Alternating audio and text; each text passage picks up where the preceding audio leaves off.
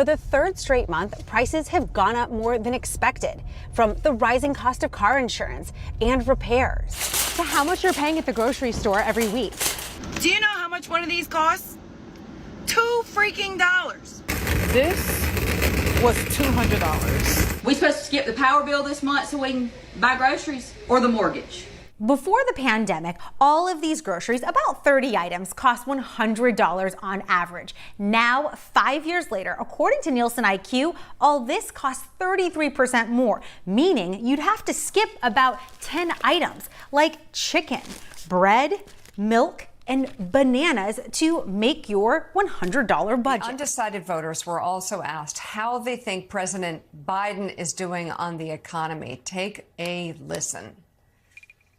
I think he's been absolutely disastrous for the economy. I agree. Raise your hand if you think President Trump's policies on the economy would be better for your family personally.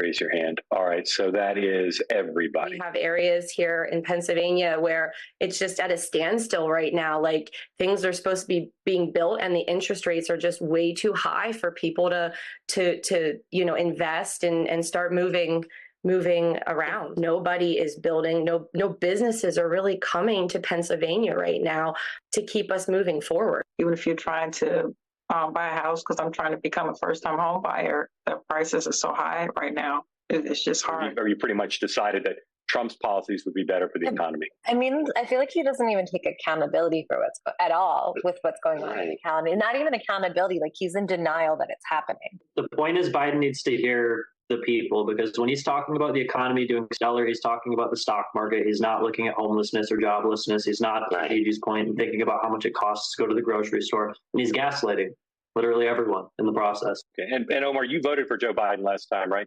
Yeah. Some really important and hard insights for the Biden campaign to hear there. And hearing all that, you might think things are pretty bad for President Biden. That was not good. We have dramatically reduced inflation from 9% down to close to 3%. We're in a situation where we're better situated than we were when we took office, where inflation was skyrocketing. Critics say Biden is straight up gaslighting Americans about the economy. Overall, prices are way up since he took office. We know this. Again, I don't know what he experiences, but in January of 2021, you see a little arrow there on the far left of your screen out of all those bars. Do you know what inflation was when Trump left? 1.4%. Remember last summer, it was cooking 3 times that, 4 times that. At one point, it was 9%. Warning that Biden needs to stop talking about bridges and focus more on prices at the grocery store if he wants to relate to voters. What I hear when I talk to undecideds is the grocery bills are... Yes, but if people knew civics, they would know that's not his... Listen, he doesn't... There are absolutely things that Biden can do to address it, and grocery prices have jumped 25% over 4 years. What can he do? Hang on real quick. This is the reality. It's the most immediate and repetitive thing. You have to buy groceries every week. We get that. We get all of that. But the question is, what do you want him to do? Because what can he do? He can challenge the major grocery chains if he wants to. There are things that he can do with that. He can encourage the Fed to do. Can he take them to court? So far, we're in a free country. I would say, let her answer. Yeah. No, there are a number of things that can be done, but to just say, I wash my hands, that's not my problem, you can't afford groceries. Can he take them to court? I think it's a fair point. There's not like one box he can check and suddenly grocery prices go down. That would be ridiculous to suggest. But what is being told by advisors is you need to speak to what people are feeling. You need to speak to this very real reality. I make a lot of money. I put a red onion back the other day because it was $4.99. That's ridiculous. Do you open up the refrigerator? Do you ask the people how much milk is up? How much eggs are up? I mean, it's one thing to go out there and talk with the American people, but if you're not having legitimate conversations, you can't make policy that reflects their lived experience. Axios says March's inflation report spells bad news for Biden. And the New York Post cover sums it up. One word, swamped. It says Americans are drowning in high prices. And forget Bidenomics. They're coining it Bidenflation. Some bad news on the economy, with new inflation numbers coming in hot. U.S. inflation grew in the month of March, hitting a 3.5% increase for the past year, the highest gain in the past 6 months, according to the Bureau of Labor Statistics. 3 months in a row, numbers have been looking sour. Prices were unchanged from February's 0.4% gain, but up from January's 0.3% increase. So it's become clear that high inflation numbers are not just a fluke. Surging gas prices and sky-high housing costs contributed significantly to the increases.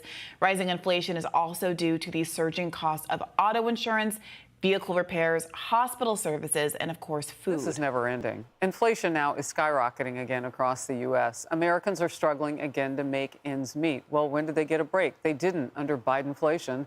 The prices of everyday items like bread, butter, eggs, milk, and more, everything we eat, all up double digits.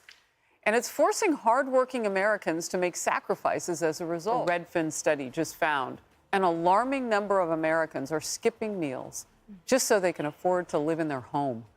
So it's no wonder voters are not so hot on President Biden's very cold economy. Well, there's a couple of things that he has said that are not true. And I've got the numbers. That's what we did. We did a fact check at Fox Business to look at what the president said versus the reality of what Americans are feeling and saying. To your point, January of 2021, headline CPI inflation was at 1.4%. That's when he took office. Yes, it jumped to 9.1%. And now it's sitting at 3.5%. Okay, those are the numbers. Okay. But overall prices, everything that you're paying for, your shelter, your food, your groceries, your groceries and your gas, 18.9% from when he took office to now. That is the overall jump. Okay, that's one thing. Wages have not kept up pace with inflation. That's the other important part I want to point out. He said that wages are rising faster than prices. Barely true. In fact, since he took office in January of 2021, average hourly earnings after you factor in inflation, down 2.54%. But that's the inflation that doesn't add in food and energy, as you just said. So how bad is it when you, because that's where we spend most of our money. We have people now putting basic groceries on their credit cards again. Right. They had abandoned that under Trump. You ask people, how was it compared to being in the pandemic? It's worse now. We couldn't even go anywhere. But the headline CPI that we got yesterday does include shelter and food and energy prices. And so, Wall Street has always traditionally looked at the core number.